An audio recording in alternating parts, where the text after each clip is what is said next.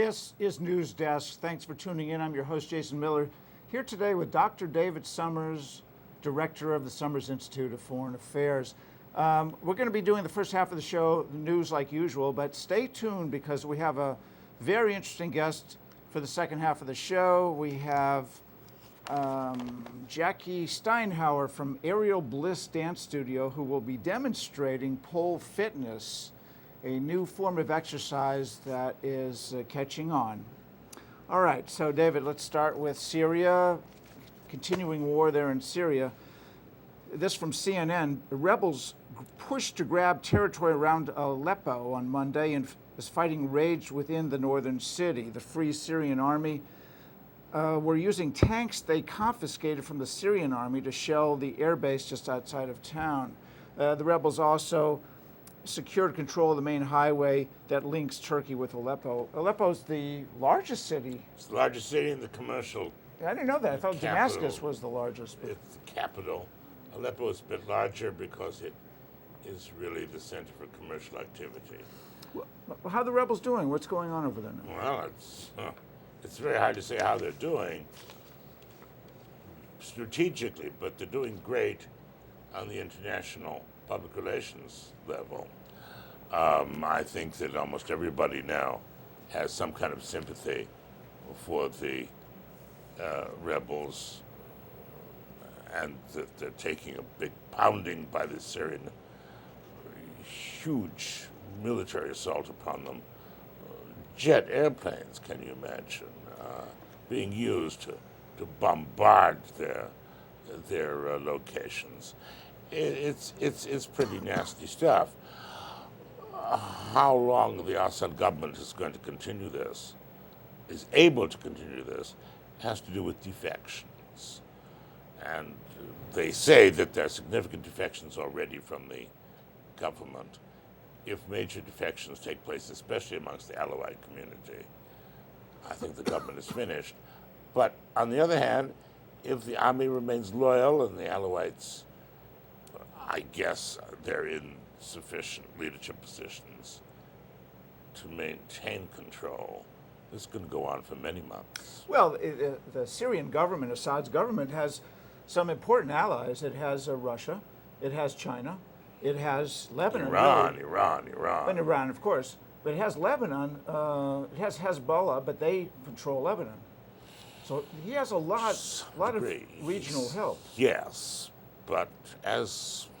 And the rebels, the numbers tend to actually be kind of small. I mean, I read about a few hundred, a few thousand. It's maybe not all that many guys. They're getting some military help already, you know. They're getting military help. Getting some military help. And you remember how quickly the Libyan regime just imploded. You know, you're right. That started with not all that many fighters also. That's right. All right, good point. The other thing that's going on week after week is this election, presidential election in the U.S. So as is our policy here at NewsDesk, we don't favor any particular side in anything. We just report the news. So in order to balance what's been going on with Obama and Romney, we'll read you from two different posts, two different articles that are negative on both of the men. This first from the Huffington Post. This about Romney, entitled "The Blunderer in Chief." Let's see. Mitt Romney has been described by Britain's national press as a blundering fool. His brief visit became the reverse of Dale Carnegie's most famous book. In Mr. Romney's case, How to Lose Friends and Influence Nobody. His record as governor was unproductive and unimpressive. His only achievement he can't talk about, which was a reform of health care. This other thing was the Salt Lake City Olympics, but in that case he relied heavily on federal support. And the entire process was beset by allegations of corruption. So that was pretty brutal. But Romney was just on a trip to England, Israel, and Poland, and yes, supposedly he had gaffes in all three places. Well, you know, the press is going to pounce on anything that can be used to show that he's not up to the mark. I think it was not particularly strange that he did in an interview remark that there were some concerns about the Olympics. And in fact, you see it. Look at all those empty seats in the Olympic venues. There have been significant problems with the Olympics. But yet again, there's some truth to it that he should not perhaps have made such a public pronouncement about it. All right, that's London. But what were his supposed gaffes in Jerusalem and in Poland? Well, in Jerusalem, he said that Israel had, because of its culture, a wonderful economic performance, where the average Israeli makes about almost $30,000 per year.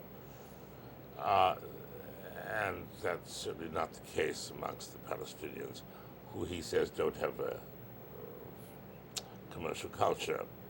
Right. That is true, pretty much like his comment in London was true, but it's not exactly tactful to say that publicly, and therefore he was attacked for that. Poland, I don't think he made any particular gaffes that the media could pounce on, and he got the endorsement of Lech Walesa, a great leader in Poland who, Is he still around? oh yes, who wholeheartedly endorsed him.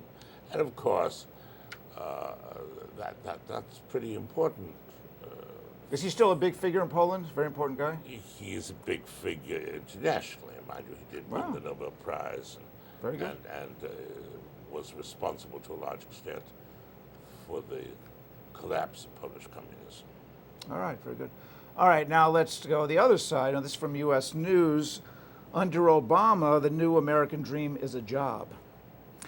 The U.S. economy is stuck in the mud, according to Federal Reserve Chairman Ben Bernanke. For 80% of Americans who were born after World War II, this is their depression, continues this article. There has been a drop of some 40% in the net worth of the average American family over the last 5 years. That's remarkable. That's pretty astounding. And the last thing he mentions here is we have recovered less than 20% of the jobs that were lost in this recession. Well, all I can say about that is if the election is about the economy, President Obama is not in a good position. And he knows it, and that is why he's taking off on Governor Romney. Talking about other things. Why, of course. But then again, in all fairness, it is said by people that follow this campaign is that Mr. Romney is not really offering what he would do. He's not mentioning That's what true. he would do. And fortunately, he's very clever to have former President Clinton, who said it's the economy, stupid, to be his opening and primary speaker at the Democratic convention. You know what, though? They say that could cut both ways. Because having Clinton up there, who was successful in an economic sense in his presidency, could remind voters that, yeah, they're both Democrats, but the first But Democrat... Clinton did so much better. Yeah, that could... Right, that's another way of looking at it. Why, of course. So, anyway, let's see. Now, you remember our financial crisis roughly 5 years ago started with various kinds of bank mistakes and bank fraud even. To date, I haven't heard of anybody really going to trial over this, but this is how it's handled in Iran. This is from BBC. 4 people have been sentenced to death for their roles in Iran's biggest ever bank fraud scandal. This bank fraud scandal involved forged documents reportedly used by an investment company to secure loans worth $2.6 billion. Sure. And I think the other thing to be said about that is that this was most assuredly fraud, right? They were stealing the money for their own personal pockets. All right. There is a big difference. First of all, what the banks did here was not illegal.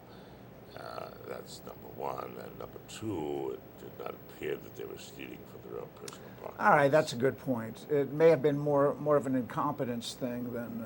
I think one could at least say that, yeah. And those that were doing out and out theft, fraud, like Madoff and Well, some of these others. 150 years in jail. Yeah, right? and there was a few others too that. There were. All right, so in all fairness, I guess that's how it is. All right, next is from New York Times. Across Latin America, leaders appalled by the spread of drug-related violence are mulling over policies that would have once been inconceivable, and that is decriminalizing everything from heroin and cocaine to marijuana. You know, there's a list of about half the countries in South America and Central America that seem to be on board about this, that they want to legalize at least the Marijuana. use of marijuana just to cut down on all this violence. There's 10,000 murders in Mexico this last year or last several years. It's incredible. Anyway, as far as this article is concerned, they mention Uruguay, Guatemala, Mexico, Belize, Colombia, Brazil, and Argentina. There may be more. What do you think about that? We've mentioned that a few other times on the show. Maybe Uruguay will do it. The pressures on any government not to do that will be very great. The U.S. seems to be pressuring these countries. Why, of course. Why, of course. I don't know. Why is that? Well, because we don't want drugs to be legalized. But how does that hurt us?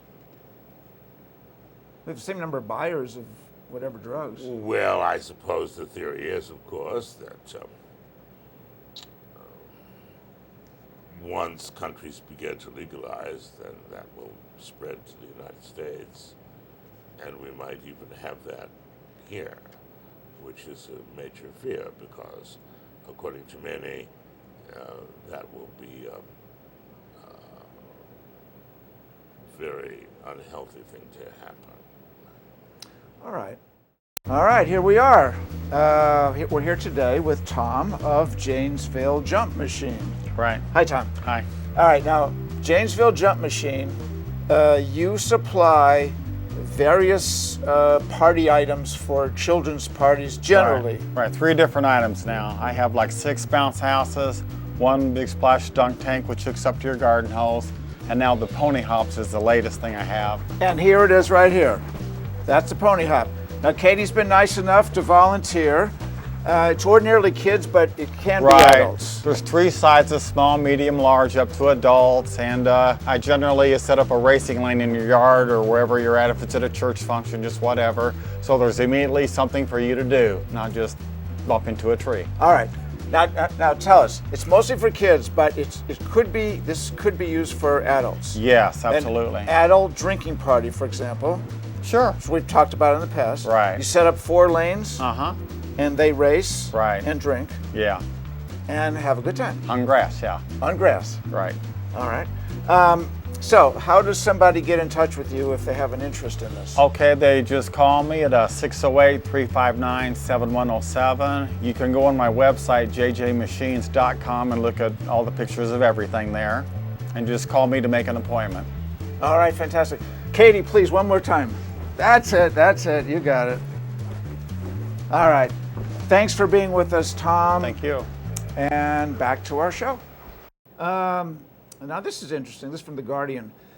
You know, for a long time, China was sort of known as a big polluter, and they didn't care about the environment and whatnot. The cities were terrible smog problems from burning coal and whatnot.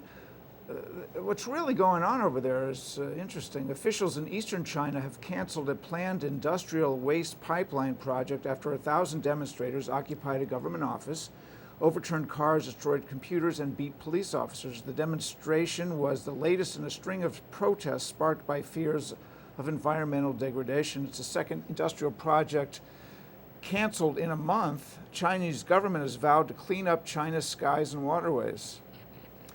Well, I think that's wonderful. That is, people at least have the courage to confront this totalitarian state. But do they have a large budding environmental movement that's catching on over there?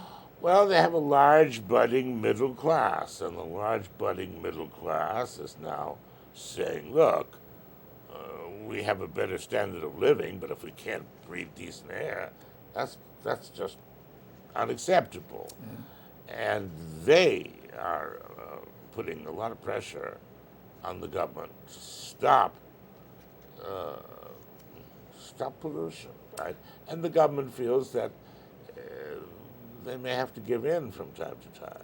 Well, maybe that's the natural way of things. Yes. Maybe it's the middle class that cares about this. The lower classes are just concerned with earning a living, and they don't pay as much attention because Right. there's more important and pressing issues. Happened here, Same thing. It seemed to be the middle class that was course. pushing for that. of course. All right. Let's see. Now, speaking of health, this is from BBC. It is recommended that people get 150 minutes of moderate aerobic activity per week. They estimate lack of exercise is responsible for about 5 million deaths a year, which is about the same number as smokers. The outlook for the next generation is bleak. A staggering 4 out of 5 13 to 15-year-olds globally do not do the recommended 60 minutes of activity every day. 150 minutes a week. I don't know. That's right. A lot of people don't do that. How about you, David? You do? Well, I've got a big dog, and therefore I'm almost forced to do that. How long a walk do you go on? Usually an hour in the morning, and oftentimes an hour in the evening as well. No kidding. Every day. Every day. Oh my gosh. Oh, yes. That's fantastic Oh, exercise. yes. Gosh, fantastic. All right. See, we got a couple more minutes here. This from the Guardian of UK. There's a moon out there in our solar system that they think is the most likely place for alien life form. And it's not Mars. Mars dominates the search for extraterrestrial life in our solar system, but a growing number of scientists believe that Enceladus, an icy moon of Saturn, is a much better bet.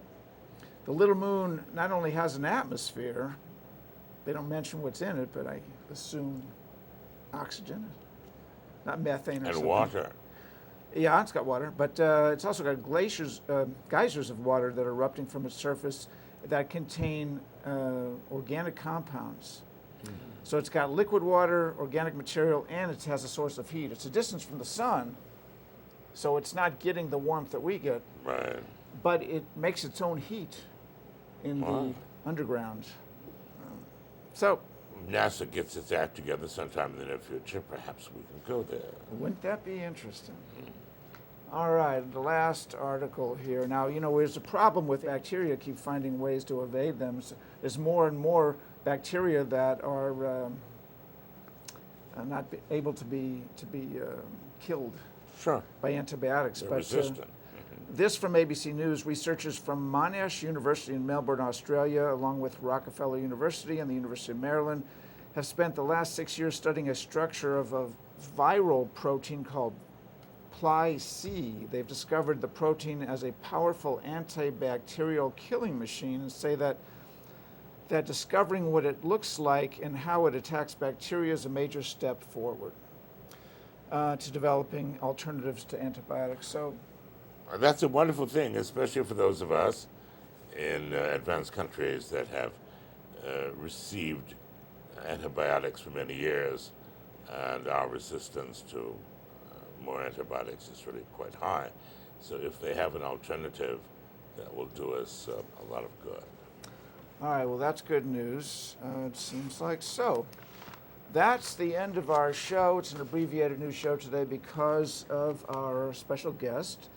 Thanks for tuning in, and tune in next week for another episode of News Desk on television locally. That's in Madison, Wisconsin. That's Channel 95 Analog, 991 Digital. On the internet, that's YouTube, NewsDesk, WYOU. If you're watching on TV now, up next is Democracy Now! With Amy Goodman. This is Jason Miller broadcasting from Madison, Wisconsin. Bye for now.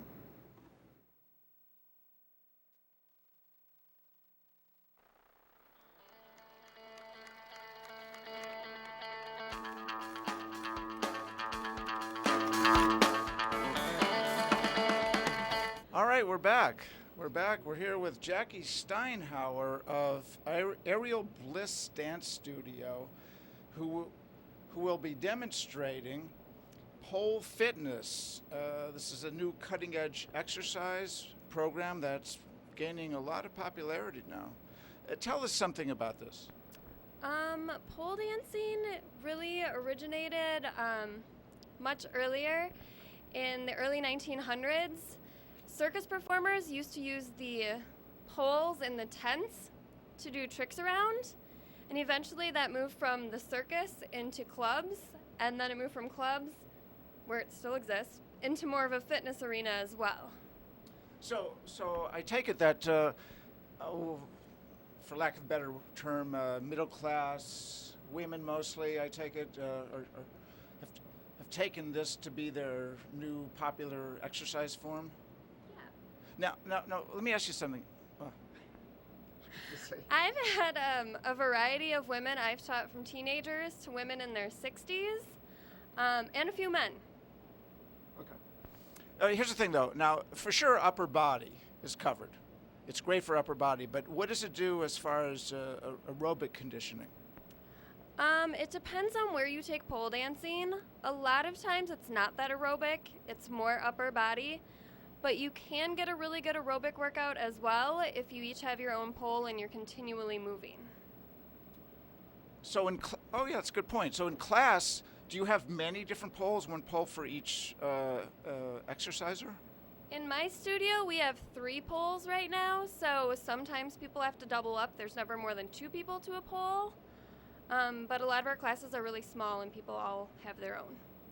Well, from watching you earlier, it looks like it's really difficult, and it would kind of make sense for 2 people to switch off using the pole. It would be hard to be on there for a long time, it looks like. It definitely is. We have 75-minute classes for most of our pole classes, so to be on a pole by yourself for 75 minutes is pretty exhausting, especially when you're at a beginning level. Excellent. So tell us now the name of your dance studio, the location, phone number, how they can get in touch with you, and website. So my studio is Aerial Bliss. We're located on the west side of Madison at 6620 Mineral Point Road. We're inside of Clock Tower Courts.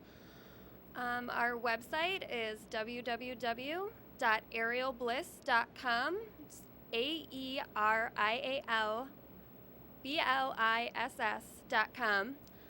And our phone number is 608-616-0710. Great. All right, so now, if you would, a demonstration of what is done in the studio, if you would, for our viewers? Sure. Okay, thank you.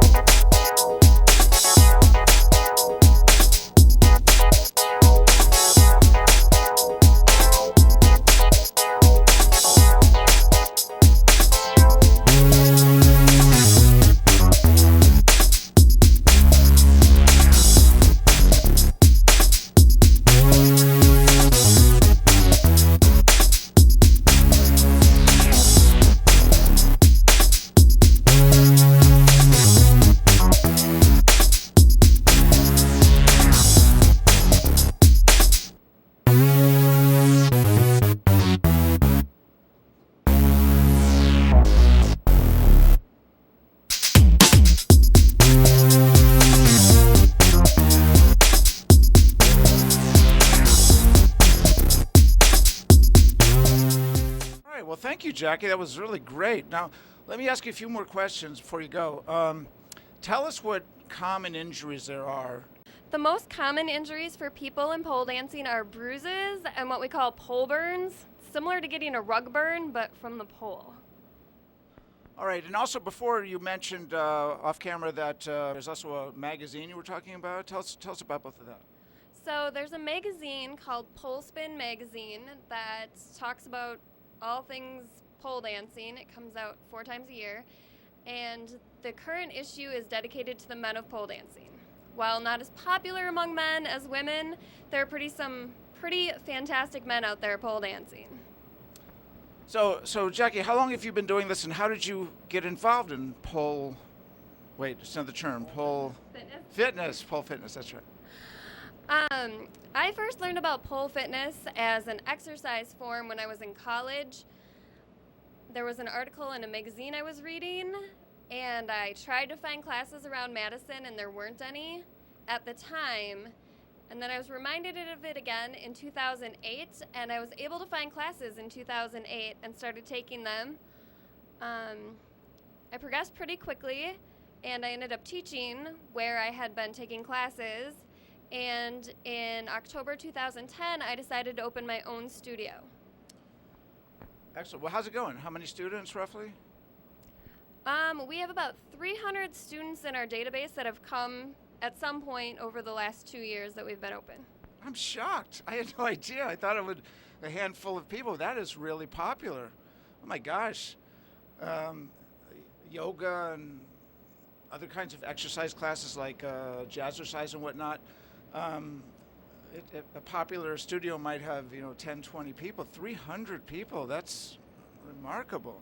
It's over the time. Some people have come back more than others, but we love everybody that comes to our studio. A lot of times they're popular for bachelorette parties, so I meet a lot of women that way. They'll just come in once and learn and party. And Clever idea. That's really clever. Well, I want to thank you for coming and being a guest on our show today, and we wish you all the best.